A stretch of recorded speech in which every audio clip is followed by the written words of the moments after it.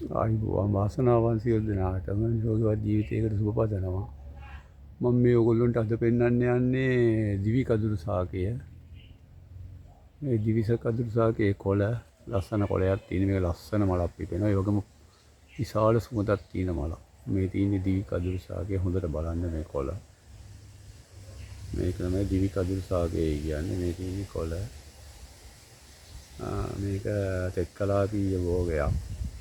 බෙහෙත් ඖෂධයක්. මේකේ කිරි ටිකක් ගෑවම කටුවක් කැනිලා කටුව උඩට එනවා ඉබේම. කටුවක් කැනිච්ච වෙලාවට මේ කිරි ටිකක් ගෑවුනහම එනවා කටුව උඩට නිකම්ම එනවා.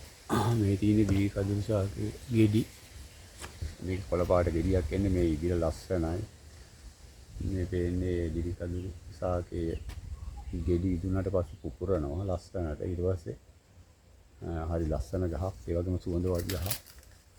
සුවඳ ගහනේ කොළ නෙමේ සුවඳ මේ ගහේ මල් හරීම සුවඳයි. මේ වගේ මල් හොයන්නත් අමාරුයි සුවඳ මල් එච්චරට සුවඳයි මේ මල්. මේ තියෙන්නේ දිවි කදුරු ගෙඩිය ඉදුණට පසුව. මේ තමයි දිවි කදුරු. මේක තමයි කටුවක් කනුනහම කටුවට කිරි ගෑවාම කටුව ඇනිච්ච තැනට කටුව ඉබේම උඩට එනවා.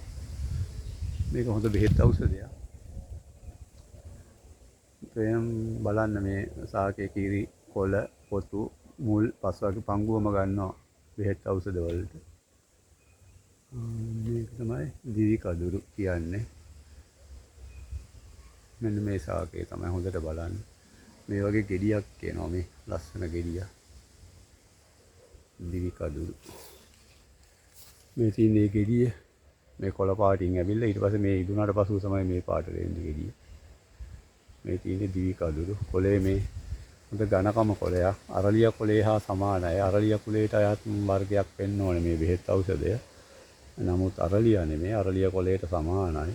ඊට වැඩිය කොළේ ඝනකම. පේනවනේ මේ කොළේ විශාල කොළයක්. අරලිය කොළේ සමානයි. අරලිය කොළ වගේම තමයි මල හරි ලස්සන. නමුත් මේක මල් නැහැ. පොහොට්ටු තියෙනවා අතන. පේනවා ඇති පොහොට්ටු. තියෙනවා ගහේ එතන.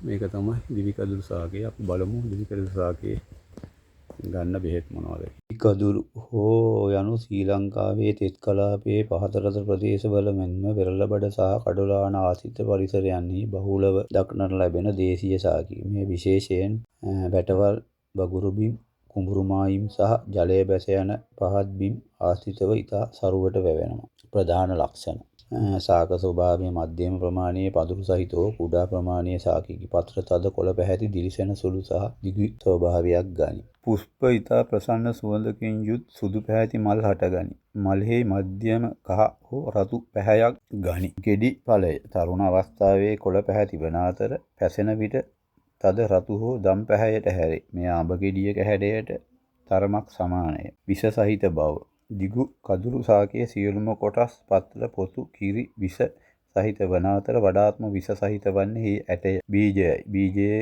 කර්බේරින් නම් හෘදයට බලපෑම් කරන ග්ලූකෝසයිඩර් අඩංගු වේ. මේ ශරීරගත වීමෙන් හෘද ස්පන්ජනයේ අක්‍රමවත් වී මරණය පවා සිදු විය හැකියි. පරිසර විද්‍යාත්මක ප්‍රයෝජන සහ පස ආරක්ෂා කිරීම වැටවල් සහ ජලාශ බිම්වල මුල් පද්ධති පතිර යාමෙන් පස්හේදී යාම කාදනය බලක්වා. ජෛව පරිබෝධනාශක අතීතයේ සිටම දිවි කදුරු බීජ වලින් ගන්නා තෙල් සහ සාරය පණුවන් සහ පරිබෝධනාශකයක් ලෙස පළවා හැරීමට භාවිතා කර ඇත. දේශීය වෛද්‍ය විද්‍යාවේ දැඩි පාලනයක් ලෙස නිවැරදි සෝදන ක්‍රමයේ යටතේ තත්ත්වයන් සඳහා දේශීය වෙදකමේ බාහිර ආලේපයක් ලෙස අඩුවෙන් භාවිතා කෙරේ. සෑම විටම වෛද්‍ය උපදෙස් මත පමණක් මෙය භාවිතා කළ යුතුය. මේ විසිතුරු සාකයක් ලෙස පෙනුනද එහි ඇති අධික විෂ සහිත බව නිසා කුඩා ළමයින් සහ සතුන් ගැවසෙන ස්ථානවලදී ප්‍රවේශම් විය යුතුය. මේ වතුවල වැව්වට ප්‍රශ්නයක් නැහැ. නමුත් මේ පොඩි ළමයින්ට මේ ඇට තමයි හුඟක් විෂ. නමුත් මේ දිවි කදුරු කොළේ කඩලි වල කටුවක් කැණුණු වෙලාවට කටුව උඩ එතන ඇනිච්ච තැන මේ ගෑවට පස්සේ කටුව ඉබේම ඇදෙන ස්වභාවයක් තියෙන. ඒක පැරන්නම් අපි කරන දෙයක්. එම නිසා මේ ප්‍රවේශම් සහිත විෂ අධික ගසක්. එම නිසා තමන් මල් සුවඳ වුණාට කොයි වෙලාවෙද කියන්න බෑ. එම නිසා මෙම ගස් කොළන් ගැන නිතරම හොඳට අඳුරගෙන අවධානයෙන් සිටින්න. එහෙමනම් මම මේ ඔයගොල්ලන්ට විෂ වතු වල තියෙන විෂ ගස්නුයි ඒවැයි තියෙන ප්‍රයෝජනයි ඒවැයෙන් වෙන හානි දරුවන්ගේට වෙන හානි මහා කට්ටියට වෙන හානි වැඩිහිටියන්ට වෙන හානි තමයි මම මේ පහදලා දෙන්නේ හුඟා මහ ජනතාවට යහපතක් කිරීමේ අදහසින් මම මේ channel එක පවත්වාගෙන යන්නේ එhmenan මට මේ channel එකට සහයෝගයක් වශයෙන් subscribe කරන්න share කරන්න like කරන්න කියලා ඉල්ලා සිටිනවා සියලු දෙනාටම ස්තුතියි